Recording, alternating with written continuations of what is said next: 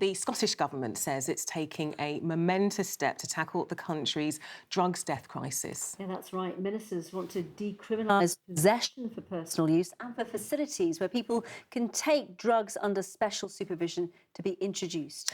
Now, that might be their plan, but ultimately any changes to drug laws will have to be approved by the government in Westminster, and that could prove an uphill battle. Alan Jenkins has spent time with some of those fighting for that change. 2 years ago, we filmed this unsanctioned drug consumption van in Glasgow, run by Peter, who was once dependent on heroin but became a campaigner. It was a temporary place for people to use drugs off the streets.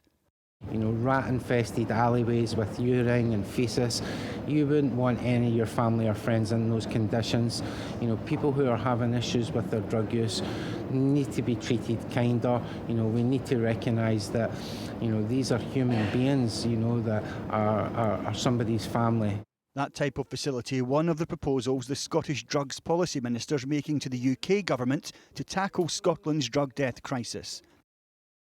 It wants laws changed to allow for supervised drug consumption rooms to reduce overdoses, the decriminalisation of drugs for personal supply, those found in possession given treatment rather than a criminal record, and it wants an update to the drug classification system.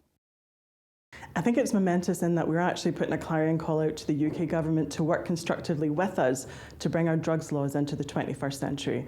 The drug laws as they stand at the moment are punitive, they discriminate against people who use drugs and they criminalise them. So by doing the policy that we're setting out today, we would actually shine a light on an area that's in the darkness. You've made that call before and they've said no. They have indeed said no before, but I think they are facing down an impending crisis for themselves. We know that drug death numbers are increasing. But not as bad as they are here. Perhaps not, but I think that we would be naive to think that they're not going to be facing an issue when it comes to synthetic opioids that we know are starting to hit our shores. The UK government in response saying it has no plans to decriminalise drugs, adding it is committed to preventing their use by supporting people through treatment and tackling the supply of illegal drugs. Changing the law rejected by some in Edinburgh. Decriminalise, yeah? Oh, no. 100% against it.